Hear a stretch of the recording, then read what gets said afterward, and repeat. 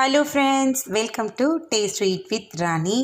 இன்றைக்கி நம்ம பார்க்க போகிறது ரொம்பவே டிஃப்ரெண்ட்டான ஒரு அடை தாங்க. என்னென்னு பார்த்தீங்கன்னா மரவள்ளிக்கிழங்கு அடை. எப்படி செய்யுதுன்னு பார்த்துடலாம். இது வரைக்கும் நம்ம சேனலை சப்ஸ்கிரைப் பண்ணாதங்க, சப்ஸ்கிரைப் பண்ணிவிடுங்க. அப்படியே பக்கத்தில் உள்ள பெல் ஐக்கானை கிளிக் பண்ணிவிடுங்க. அதுக்கு பார்த்தீங்கன்னா நான் இப்போது அரிசி எடுத்திருக்கேன். இட்லி அரிசி தான். இட்லி அரிசி 3 மணி நேரத்துக்கு முன்னாடியே தண்ணியில் ஊற வச்சு நல்லா தண்ணியில் அலசிட்டு ஊற வச்சுருக்கேன். அதில் 4 வரமிளகா நான் சேர்த்து அரிசியோடவே சேர்ந்து ஆரம்பத்துலேயே நான் ஊற வச்சுட்டேன். ஏன்னா வரமிளகா சீக்கிரம் மசியாது. அதுக்காக இந்த மாதிரி ஊற வச்சு அரைச்சிட்டோன்னா நல்லாவே அரைஞ்சிடும். அதனால் ஊற வச்சுருக்கேன். உங்களுக்கு காரத்துக்கு ஏற்ற மாதிரி நீங்கள் இன்னும் கொஞ்சம் கூட எக்ஸ்ட்ரா எடுத்துக்கலாம். நான் காரம் கம்மியாக தான் சேர்த்துக்குவேன். அடுத்ததாக மிக்ஸி ஜாரில் நம்ம ஊற வச்சுருந்த வரமிளகாய் மட்டும் எடுத்து போட்டிருக்கேன். ஏன்னா அது அரிசியோடு சேர்ந்து அரைக்கும் போது ஒழுங்காக அரைப்படாது. அதனால் ஃபஸ்ட்டு இதை அரைச்சிக்கலாம்.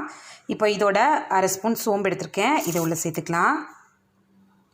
அடுத்ததாக இதோட தேவையான அளவு கல்லுப்பு எடுத்திருக்கேன். இதையும் சேர்த்து கொஞ்சமாக தண்ணி ஊற்றி இதை நல்லா பேஸ்ட்டாக அரைச்சிக்கலாம்.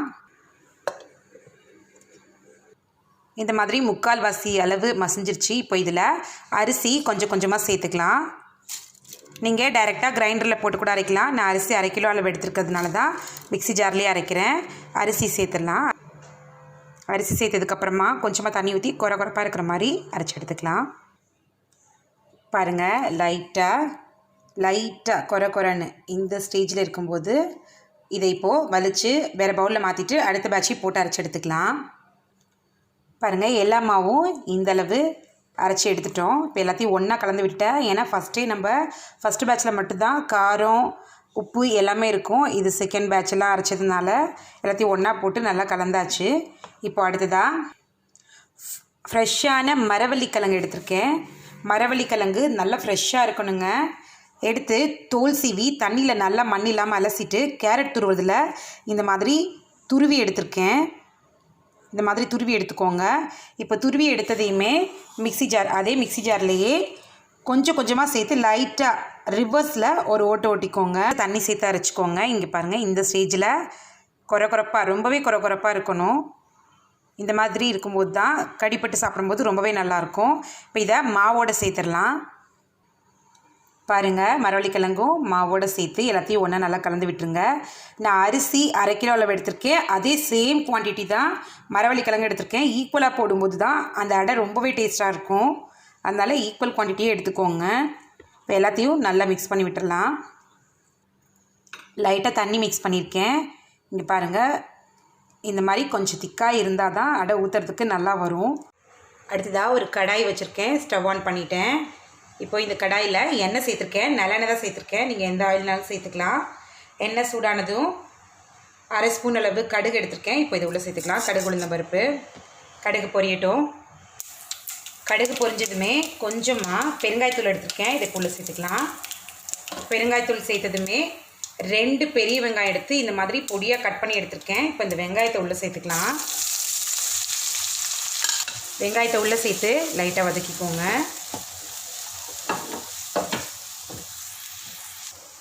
வெங்காயம் சீக்கிரம் வதங்கிறதுக்காக வழக்கம் போல் கொஞ்சமாக உப்பு சேர்த்துக்கலாம். வெங்காயம் பாதி அளவு வதங்கினதுமே இதில் 4 பல் பூண்டு எடுத்து இந்த மாதிரி பொடியாக கட் பண்ணி வச்சுருக்கேன். இது இதில் சேர்த்துடலாம். அடுத்ததாக கருவேப்பிலை, மல்லித்தலை 2யுமே நல்லா பொடியாக இந்த மாதிரி நறுக்கி எடுத்துருக்கேன். இதையும் இப்போ உள்ள சேர்த்துடலாம். இது எல்லாம் நல்லா வதங்கட்டும். பாருங்கள், வெங்காயம் ஓரளவுக்கு இந்த கண்ணாடி பதம் வர வரைக்கும் வதக்கியாச்சு. இப்போ அடுத்ததாக இதில் ஃபைனலாக தேங்காய் 1/2 மூடி அளவு துருவி எடுத்துருக்கேன். இதை இப்போ உள்ளே சேர்த்துடலாம். உள்ளே சேர்த்து 1 நிமிஷம் வதக்கினாலே போதும். பாருங்கள், தேங்காயும் சேர்த்து லைட்டாக வதக்காச்சு. இப்போ ஸ்டவ் ஆஃப் பண்ணிடலாம். அடுத்ததாக நம்ம ஏற்கனவே அரைச்சி ரெடியாக வச்சுருக்க இந்த மாவில் நம்ம வதக்கின இந்த வெங்காயம் இந்த கலவையை இப்போ இது உள்ளே சேர்த்து எல்லாத்தையும் ஒன்றா மிக்ஸ் பண்ணிக்கலாம். எல்லாத்தையும் நல்லா எல்லா மாவுலேயும் படுற மாதிரி ஒரு தடவை கலந்து விட்டுடலாம். பாருங்கள், பார்க்கவே கலர்ஃபுல்லாக ரொம்பவே சூப்பராக இருக்குல்ல. பாருங்கள், இந்தளவு திக்காக தான் இருக்கும். இதை இப்போது தோசைக்கல்ல ஊற்றி எடுத்துக்கலாம். மாவு புளிச்சுலாம் தோசை ஊற்றினா நல்லா இருக்காதுங்க, கெட்டு போயிடும். ஏன்னா தேங்காய் சேர்த்துருக்கிறதுனால. அதனால் ரெடி பண்ண உடனே நீங்கள் ஊற்ற ஆரம்பிச்சிடலாம். ரொம்பவே டேஸ்ட்டாக இருக்கும். அடுத்ததாக தோசைக்கல் எடுத்திருக்கேன். இப்போ நம்ம ரெடி பண்ணி வச்சுருக்க மாவை லைட்டாக எண்ணெய் தடவி டிஷ்யூ போட்டு தொடச்சிட்டேன். இப்போ இந்த மாவை இதில் ஊற்றிடலாம். நீங்கள் இதை ஃபுல்லாக வேக வைக்கிற வரைக்கும் அடுப்பு ஃபுல் சிம்மில் தான் இருக்கணும். ரொம்ப ஆனில் வேக வச்சிங்கன்னா மாவு சரியாக வெந்திருக்காது. அதனால் ஃபுல் சிம்மிலே வச்சுக்கோங்க. ரொம்ப மெல்லிசாக தடவை வராது. அதனால் கொஞ்சம் மொத்தமாக தான் இருக்கும். லைட்டாக சுற்றி எண்ணெய் ஊற்றிக்கலாம். கொஞ்சம் நேரம் இந்த பக்கம் வேகட்டும். ஒரு சைடு வெந்துருச்சு. இப்போது நம்ம திருப்பி போட்டுக்கலாம். இந்த பக்கம் ஃபுல் சிம்லேயே வச்சுக்கோங்க. அடுப்பு நல்லா வேகட்டும். அவ்வளோதான். இப்போ அடுத்த பக்கமும் திருப்பிடலாம். பாருங்கள், அடை ரொம்ப சூப்பராக தயாராகிடுச்சுல. இப்போ இதை எடுத்து வச்சிடலாம்.